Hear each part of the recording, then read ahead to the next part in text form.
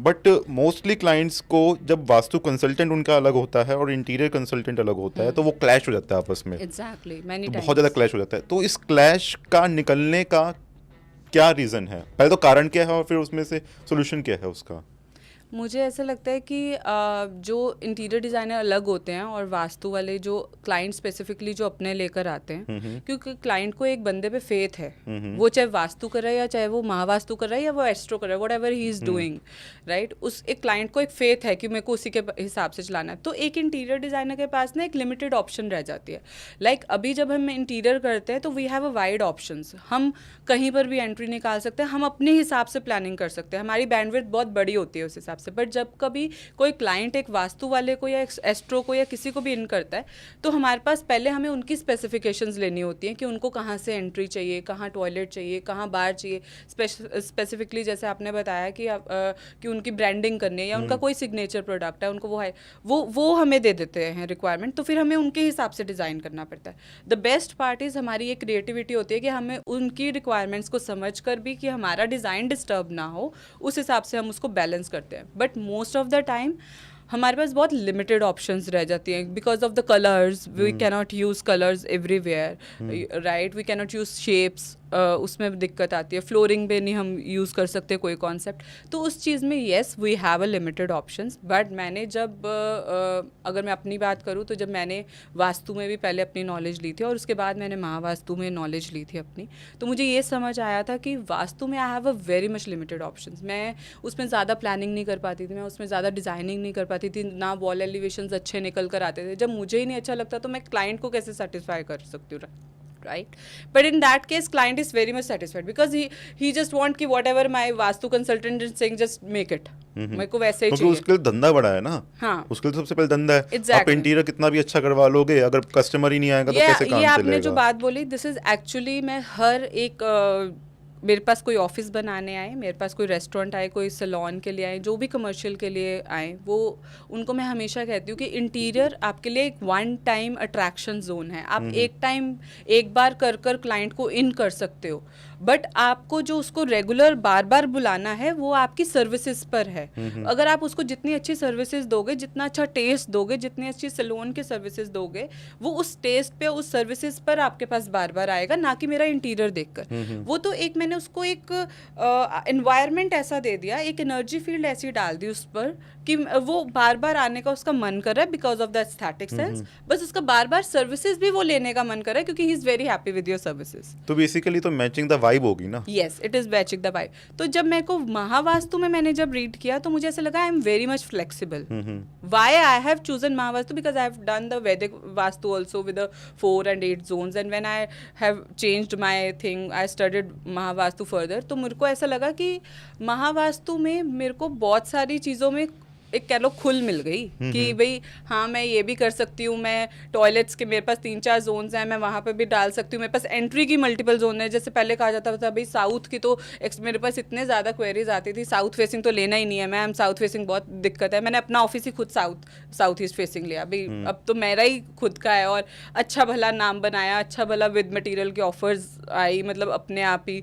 तो मतलब ऐसा नहीं है कि हमारे पास लिमिटेड ऑप्शन रही। महावास्तु में आके मेरे पास बहुत सारी ऑप्शंस ओपन हो गई, मैं बहुत जगह पे काउंटर्स बना सकती थी, और उनके हॉरोस्कोप के अकॉर्डिंगली तो मेरे को और अच्छी एक चीज़ मिल गई कि क्योंकि अगले बंदे को क्या चाहिए, एक कमर्शियल जगह से अगले बंदे को पैसा चाहिए, ग्रोथ चाहिए, ऑब्वियसली उस चीज़ पे ही वो आगे खेलेगा ना। तो अगर मैं उसको उसके पत्री के हिसाब से, उसके जैसे हम पत्री में, आपने पहले भी कितने पॉडकास्ट करे हैं हॉरोस्कोप के ऊपर, जैसे सर ने भी आपने बताया था महावास्तु के आए थे, तो 10th और 11th बॉक्स के ऊपर ही अगर मैं उनके एस्ट्रो वास्तु करके उनकी उस जोन पे उनको बिठा देती हूँ तो उनको वैसे ही मज़ा आ जाता है। और सबसे पहले मैं हॉरोस्कोप देख के यही देखती हूँ कि भाई वास्तु के हिसाब से कि इस बंदे को ये वाला कर्म कितना जचेगा। अगर वो रेस्टोरेंट लाइन में या हॉस्पिटैलिटी लाइन में, उसको कितना जाएगा, उसको ब्यूटिशियन लाइन में, लग्जरी लाइन में, तो वीनस एक्टिव है कि नहीं है उसका, क्या उसका 10th बॉक्स से बोल रहा है, उसका 4th बॉक्स से बोल रहा है, 1st बॉक्स बोल रहा है, तो वो अपने आप ही मैनिफेस्ट कर लेगा। अगर मैं उसको उस जोन में उसका ऑफिस बना दूंगी तो अपने आप चलेगा। और ये इंटीरियर डिजाइनर के लिए मुझे लगता है एक माइंड ब्लोइंग थिंग है कि उसको, हर एक इंटीरियर डिजाइनर को एक बेसिक महावास्तु का कोर्स तो जरूर कर लेना चाहिए, just to clear the concept कि हम कौन सी जोन में क्या बनाएं। अगर अगले के लिए हम कुछ नया बना ही रहे हैं और अगला इतना इन्वेस्टमेंट कर रहा है, मेरे लिए तो एक लाइन है पेपर पे खींचना, बट अगले के लिए वो 10 लाख या 20 लाख है, क्योंकि वो इन्वेस्ट कर रहा है अपने, और वो अपनी मेहनत की कमाई कर रहा है। और अगर वो मैं अच्छी जगह पर उसके अकॉर्डिंगली, उसकी पत्री के अकॉर्डिंगली और एक अपनी अच्छी इंटेंशन से उसका डिज़ाइन कर दूंगी, तो उसको बहुत ज़्यादा अच्छा बेनिफिट दे देगा। बट स्टिल मुझे ये लगता है कि क्रिएटिविटी और लॉजिक कभी साथ साथ नहीं चल सकती। You are right. इवन मैंने भी जिन भी अपने गुरुओं से सीखा है या अपने टीचर्स जो कॉलेजेस में भी सीखा है, कुछ भी चीज़ हमारी फील्ड में, not even, I am not saying only vastu, even in interior designing, जो मैंने 4 इयर्स का अपना डिग्री कोर्स किया था, तो मेरे टीचर्स भी हमें यही समझाते थे कि कभी भी इंटीरियर में, आर्किटेक्चर में कुछ भी चीज़ 100% परफेक्ट नहीं है। मेरे को इंटीरियर डिज़ाइनिंग कोर्स के बाद ये रिग्रेट होना शुरू हो गया कि यार मैं 1 साल और लगा के आर्किटेक्चर कर लेती, क्योंकि उस टाइम पर आर्किटेक्ट्स को ज़्यादा वैल्यू मिलती थी as compare to interior designer. और आज की डेट में दैट्स टोटली ऑपोजिट। आज की डेट में इंटीरियर डिज़ाइनर को ज़्यादा वैल्यू मिलती है as compare to architect, because we can do we have versatile things, they are stick to technical part and the civil thing and the structure part. Interior designer can do the hard furnishing, soft furnishing, and we can go with the installations thing, lighting thing, we have a various things, क्योंकि हर बंदा अपने आप में specialise हो चुका है। पर मुझे ऐसा लगता है कि लॉजिक अपनी जगह है, लॉजिक के बेस पर हम एक प्रपोर्शंस निकाल सकते हैं। जैसे ये आपने देखा कि आज भी हम जहाँ पॉडकास्ट अभी ये कर भी रहे हैं, ये कमरे को एक प्रपोर्शन दिया हुआ है ताकि एक स्पेस उतनी यूटिलाइज हो जाए कि मैं और आप बैठ पाएँ, और जो कैमराज हैं वो सेट हो जाए, कैमरामैन, साउंड, लाइट, सब चीज़ें सही से लग जाए, उतनी कोई स्पेस दी है इन्होंने। अगर ये देना चाहते हैं तो इससे बड़ा रूम भी हो सकता। उससे हमने पॉडकास्ट में बाकी में भी देखा कि बहुत बड़े बड़े रूम्स भी होते हैं, वो उसको उस हिसाब से डिज़ाइन किया जाता है या उस हिसाब से कैमराज में प्रोस्पेक्टिव व्यूज़ में दिखाया जाता है। तो वो जो एक कैमरा में चीज़ आपको दिखाई जा रही है, that is a prospective views, जो अब हम टेक्निकल एस्पेक्ट में सीखते हैं कि प्रोस्पेक्टिव में हमेशा एक चीज़ बड़ी दिखती है, पर इन एक्चुअल प्रोपोर्शंस में वो छोटे होते हैं। तो लॉजिक जो है ना, वो एक लिमिट तक ही है। हमारी फील्ड में भी हम एक प्रोपोर्शंस को चला सकते हैं। जैसे 2:1 की रेशो बहुत अच्छी खिलाई जाती थी, तो हम एक चीज़ को उतने लॉजिक में बना सकते हैं। पर इंटीरियर इज़ वर्सेटाइल, लाइक मेरा जो मन करे, मेरे को बस वो चीज़ दिखने में अच्छी लगनी चाहिए, मैं उसको दीवार में फेंक सकती हूँ। क्योंकि वो तो आपके लिए कैनवस हो गया ना। एग्जैक्टली। इट्स लाइक एक टैटू आर्टिस्ट के लिए एक बॉडी उसके लिए एक कैनवस है।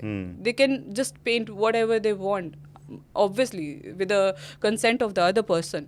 सेम वेज विद अस, हमारे फील्ड में भी एक इंटीरियर डिज़ाइनर के लिए भी जब हमारे पास कोई क्लाइंट आता है, तो मेरे लिए तो उसकी जगह एक कैनवस है। आई जस्ट वांट कि वो जिस जगह पे जाए तो उसको एक वाव फील आ जाए, एक वाव फैक्टर आ जाए। वो मेरा पूरा एक इंटरेस्ट रहता है कि अगर आप इस जगह पे बैठे हो, इस चेयर पे बैठे हो, तो आपको वाव फील कैसा आएगा। Do you like the walls, do you like the, आपको कोई एयर कंडीशनिंग की ज़्यादा हवा तो नहीं आ रही है इधर उधर से, आपको फ्लोरिंग तंग तो नहीं कर रही है, क्या आपको साइड पे रखा हुआ ग्लास इरिटेट तो नहीं कर रहा है। सो एक इंटीरियर डिज़ाइनर सिर्फ एक दीवार का ही नहीं ध्यान रखता, वो ये भी देखता है कि क्या आपका जो स्विच बोर्ड है वो आपकी आंखों में, वो आज की डेट में वो डिज़ाइन, वो कलर इरिटेट तो नहीं कर रहा। तो हम तो एक, आप कह लो कि एक दीवार से लेकर एक जो बेल लगती है घर पर, उसका भी ध्यान रखना पड़ता है एक इंटीरियर डिज़ाइनर को। तो इससे तो मेरे को ये समझ में आता है, क्योंकि मैंने अपनी कंसल्टेंसी में भी ये चीज़ बहुत फेस करी थी कि जितने भी हम नए घर बनाते थे, उनके साथ हमेशा इंटीरियर्स और वास्तु के क्लैशेस होते ही होते थे। हाँ, होते ही होते थे।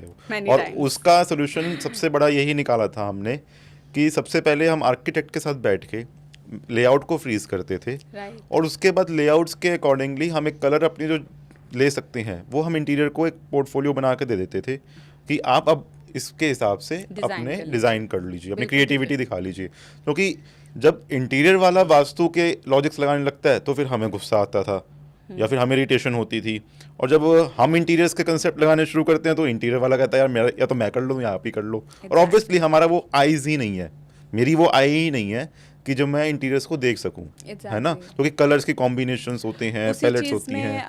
आजकल बहुत अच्छी चीज़ चली है which is called as 3D concept, you know, और उसके भी ऊपर आज की चीज़ में चली है 5D, जो हम आजकल एक we just wear one VR glasses and we can see our house, how that looks. So you are right, initially interior designers and vastu का कभी आपस में बनती नहीं थी because of this thing only. But yes, in Mahavastu it is very easy, but still we have a limited options with Mahavastu also. But it is far better than the earlier thing, जो हम वास्तु में सिर्फ मेरे उस वास्तु में मुझे ये समझ आया था जब मैंने पढ़ाई करी, उसमें भी मैंने बहुत अच्छे डिप्लोमाज एंड कोर्सेज अच्छे स्टडी कर अच्छे अपने कम से कम 50-70 केसेस कर एक्सपीरियंस लिया कि उसमें तोड़ फोड़ के अलावा मेरे पास कोई रेमेडीज नहीं थी. The best part in Mahavastu, if client stick and the interior designer stick कि मुझे वहीं पर ही टॉयलेट देना है, मुझे वहीं पर ही एंट्री देनी है, तो we have remedies. We can use the remedy part in that, and we know that Mahavastu remedies give results. Because I experienced a lot of cases, more than, I think in my life, it's been 18 years of my experience as an interior designer, and 11 years of experience of my Mahavastu thing, and more than 350 cases I have done in Vastu thing. I'm just giving my last year calculation what I have done. So मुझे ऐसा लगता है कि उस case में चाहे मैंने factory design करी है या मैंने कोई भी किसी आर्किटेक्ट के साथ वास्तु की कंसल्टेशन दी है या मैंने खुद से सारा डिज़ाइन किया, तो मैं बहुत कंफर्टेबल रहती हूँ to give the remedy part. अगर क्लाइंट को कंफर्ट ही नहीं बैठेगा, घर पर उसने रहना है, if he is not comfortable, then मेरा डिज़ाइन करने का भी पर्पज़ क्या पूरा हो रहा है, या एक इंटीरियर डिज़ाइनर का क्या पर्पज़ पूरा हो रहा है. बिल्कुल ठीक बात है.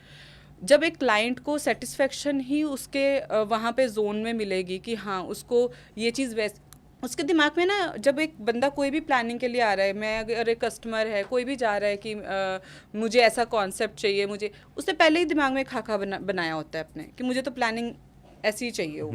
तो वो हमेशा एक आर्किटेक्ट को कहता है, वो चाहे उस एक लेमैन भी हो, वो एक पेपर पे अपने आप ही बनाकर दिखाएगा कि आप एक मेरे को रफ ड्राफ्ट कर दो, नहीं मैम मैं यहाँ पे ये चाहता हूँ यहाँ पे. एक आर्किटेक्ट और इंटीरियर डिज़ाइनर हमेशा क्लाइंट को सेटिस्फाई करना चाहता है, क्योंकि अल्टीमेटली रहना उसी नहीं है. हमने तो एक बार उसको बनाकर दे देना है. और एक वास्तु वाला अपने पे रिजिड रहता है कि नहीं भाई मेरे कॉन्सेप्ट के अकॉर्डिंग तो ये यहाँ पर ही आ सकता है. क्लाइंट को हार्ड मतलब अपना दिल वो मार कर उसको बोलना पड़ता है भाई तू यहीं कर ले. महावास्तु में क्या है, we listen to the client, we listen to the interior designer, and we give a solution in that. So we have a lot of solutions in Mahavastu. So for interior designer, this is मैं कहूँगी this is a Ramban, Mahavastu and Mahavastu remedies. So this is the best part.